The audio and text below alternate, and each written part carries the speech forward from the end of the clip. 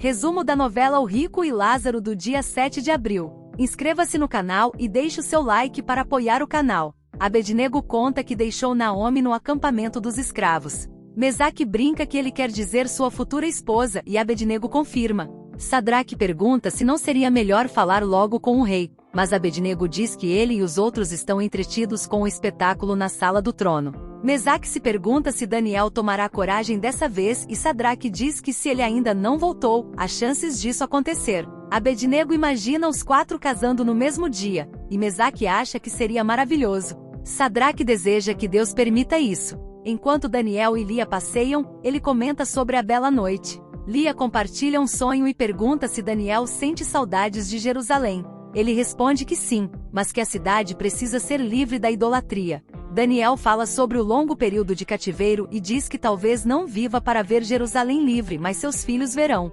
Lia pergunta se ele quer filhos, e ele confirma, embora fique nervoso ao falar sobre o assunto. Ele então lê um trecho das Escrituras para Lia, emocionando-a. Com lágrimas nos olhos, ela declara seu amor. Daniel, encorajado, a pede em casamento e Lia aceita. Ele brinca sobre a demora para perguntar e Lia o beija para fazê-lo parar de falar. De repente percebem que o barco está afundando, e Daniel tenta remar rapidamente. A luta continua. Zaque e Rabissares observam enquanto Asher derruba Nebuzaradã aos pés do rei e o pressiona, dizendo que esperou a vida toda por esse momento. Beroso murmura para Samu que será um escândalo. O rei observa em silêncio. Ivol tenta impedir Asher de matar Nebuzaradã, mas Asher revela que foi ele que matou a leoa naquela noite no acampamento, e que o chefe da guarda esperava o fim do príncipe. Ivol fica chocado. Arioque e Rabissares tiram Asher de cima de Nebuzaradã. O rei comenta que o lobo de Judá tem espírito de guerreiro, e Samu fica chocada. Nebuzaradã, furioso, lança uma arma em Asher, que consegue se esquivar, mas o golpe atinge o servo do príncipe Axumai, matando-o. Todos ficam em choque. Axumai olha para o rei sem dizer uma palavra, e Nebuzaradã observa em silêncio. Daniel comenta sobre amarrar o barco perto do buraco, e Lia admite que sentiu um grande medo, quase morrendo de susto. No entanto, ele brinca que, pelo menos, terão uma ótima história para contar aos filhos no futuro. Daniel diz que Lia contará a eles que ele quase afogou a mãe deles antes mesmo do casamento. Lia, por sua vez, responde que, apesar do susto, foi uma noite inesquecível. Com emoção, Daniel afirma que aquela foi a noite mais feliz de sua vida e garante que, se depender dele, estarão juntos para sempre. Em todos os dias que virão a partir de agora. A rainha pergunta a Aspenais se os noivos gostaram dos presentes. Aspenais responde que ficaram muito gratos e menciona que acabou ficando um pouco na comemoração. A rainha comenta que é bom ele se distrair e pergunta sobre a festa. Aspenais descreve como uma celebração simples com a família presente, e destaca a alegria dos hebreus que cantavam e dançavam sem parar. Ele diz que achou tudo agradável, mas estranhou a ausência da mãe de Urzabum. A rainha pergunta a Shag adivinha se ele sabe o motivo. Aspenais responde que não sabe ao certo, mas que o flautista disse que ela estava indisposta, o que pareceu apenas uma desculpa. Ele percebeu que Urzabum ficou decepcionado, já que sua mãe sempre demonstrou gostar muito dele.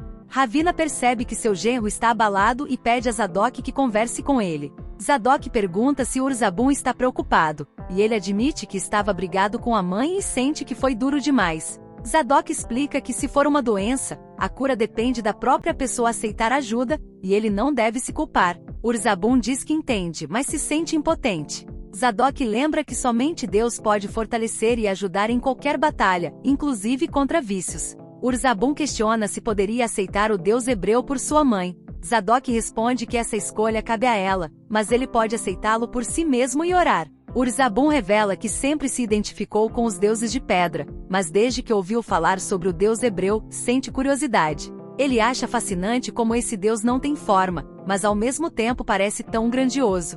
Zadok confirma que Deus não cabe em um objeto, mas sim nos corações daqueles que o aceitam. Urzabum, emocionado, decide aceitá-lo. Zadok o abraça. Rebeca chama o marido para dormir e pergunta se perdeu algo. Zadok sorri e diz: seu marido acabou de aceitar Deus. Rebeca o abraça e declara seu amor. O príncipe Axumai exige reparação, pois seu melhor escravo foi morto pelo chefe da guarda.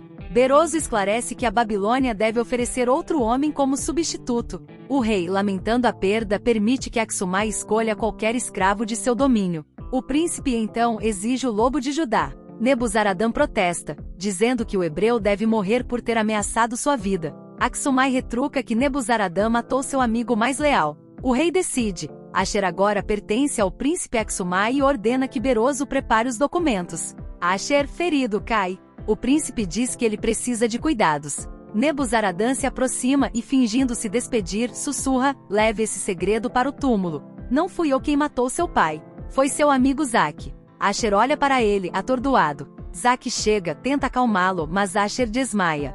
Daniel expressa preocupação por deixar Lia na casa da lua. Lia lembra que precisam fazer tudo corretamente, falar com o rei e o sumo sacerdote antes de avançar. Daniel concorda e diz que resolverão isso pela manhã. Zabaia provoca Daniel, mas ele avisa que Lia não trabalhará mais ali e que acertará tudo com Beroso. Zabaia aceita, mas comenta que era bom demais para durar. Lior, curioso, pergunta a Lia o motivo. Lia revela que Daniel a pediu em casamento, e Naomi também vai se casar. Lior, feliz por elas, brinca. Se uma princesa pode resgatar um pobre escravo e se casar com ele, quem sabe? Lia responde que nada é impossível para Deus e lhe dá um beijo. Lior sorri: pelo menos, ganhei um beijo. O rei retorna aos aposentos, e a rainha pergunta sobre a luta. Ele diz que foi divertida, mas houve um acidente. Nebuzaradã atingiu, sem querer, um escravo do príncipe Axumai com uma lança. A rainha, preocupada, pergunta se o homem morreu. O rei confirma e explica que, como reparação,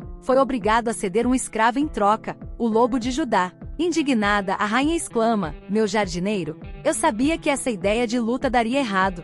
O rei pede que não se zangue, pois a lei permite a troca de propriedade. Ele ordena que as Penais encontrem um novo jardineiro com urgência. As Penais então solicita autorização para enviar uma refeição especial para Ivol e Shamiran. A rainha consente. O rei, intrigado, pergunta se há algo a ser comemorado. A rainha sorri: assim como vocês, nós também. Raquel traz roupas para Shamiran, que diz estar muito feliz. Quando Raquel pergunta o motivo, ela revela sua gravidez, mas pede segredo, temendo que alguém tente ferir seu filho. Raquel, surpresa, promete protegê-la. Shamiran agradece e diz que ela é mais que uma dama, é uma amiga. As Penais chega com um banquete. Ivol pergunta o motivo, e ele responde: precisamos celebrar os casamentos. Asher, debilitado, mal consegue enxergar e murmura o nome de Zaque. O príncipe Axumai explica que ele desmaiou no trono e foi levado ao acampamento. Asher acusa Zaque de ser o assassino de seu pai. O príncipe pede calma, mas Asher insiste.